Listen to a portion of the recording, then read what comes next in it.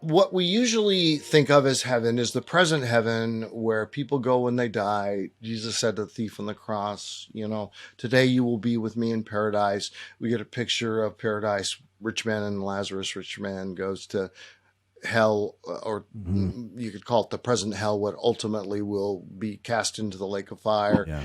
But also it shows, Lazarus, who and Abraham, and they're in the good place. They're in the presence of God. And so we know that to be absent with the body is to be present with the Lord, that we immediately, when we die, go into God's presence. So your wife is conscious in heaven. My wife is conscious in heaven. We have people in heaven asking questions of God, like how long before you bring judgment on those who killed us, which is, it's like God's people in heaven have this, they have the sense of the attributes of God, not only his love and his grace, but also his justice and his holiness. And then you've got this consciousness, you got communication. This is all going on now. Now, on the one hand, you have the sense that, because we leave our bodies on earth, we are not resurrected one at a time. That's a big misconception that some people have. They think we go to heaven and we've got our resurrection bodies. And then the next person comes to heaven and they now get their resurrection. No, the resurrection is a future event that's talked about in John 5 and 1 Thessalonians 4. It is not one at a time. However, there's also depiction of the present heaven that is so physical and tangible. You got people wearing white robes, which, by the way, that's what they wore to a nice dinner. You put on your whitest, your cleanest, robe, and that's what they wore in that culture. So to us, the equivalent might be jeans and a t-shirt or a sweatshirt or whatever, because that's maybe what we wear. Or some people wear a suit and a tie. I do as infrequently as possible. But anyway. That's why you got out of pastoral ministries. There you go. Yeah, let's get to the heart of it. But the fact is that these people have got crowns. They're casting crowns before the Lord. There's a passage where people in heaven are carrying palm branches. The tree of life is said to be in the present heaven.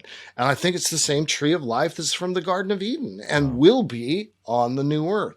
So we got that, and maybe God gives some temporary form to us so that we can still be human and more of a full sense, because disembodied spirits are not, like God made Adam from the ground and breathed in breath of life, and human beings are the combination of physical matter and spirit. But in any case, we know we're not resurrected in the present heaven. The promise of the future in 1 Corinthians 15 says, this is the great promise, is that as Jesus rose from the grave and is now in the present heaven in his resurrection body, he will one day raise us. And so the body that goes into the dirt, is consumed. It becomes ultimately part of the ecosystem he's going to raise, and that will happen when he returns. And 1 Thessalonians 4 talks about that. Of course, the people have different ideas of the timing of this, a rapture, a pre-trib, and a post-trib, and all that kind of stuff. But the real emphasis of Scripture is he's coming again.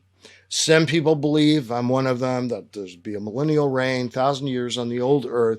Some people don't believe that. They believe Scripture, but they don't interpret it that way. But in any case, what we all should have in common is the belief about our ultimate destination, which is the new heavens and the new earth. And the new earth will be a capital planet of that new universe. Heavens and earth are universe. In the beginning, God created the heavens and earth. That means God created the universe.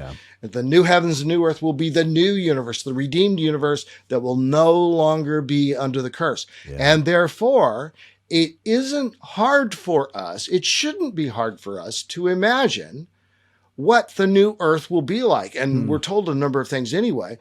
we're told about eating and drinking. We're told about the tree of life, which has become a forest of life, growing up on both sides of the river, producing new fruit every month. It's obvious that we will eat the fruit, all of that. But the great thing about it is it will be redeemed, not only redeemed creation, it'll be redeemed culture. You have people who are coming into the city and they're bringing in their treasures. The end of Revelation 21 says, the kings of the nations of the earth will bring their treasures, their splendors in the New Jerusalem. People are making things. They're creating things. We will always be, as we are now, made in the image of God, but we'll be made in the image of God with creativity to do things, go places, see things. His servants will serve him, we're told. Servants have things to do, places to go, people to see. It will not be boring. It will be anything but that. Yeah. And there will be no more sin, no more death, no more suffering, no more pain. And so all the best of this life and none of the worst of it. That's what awaits us.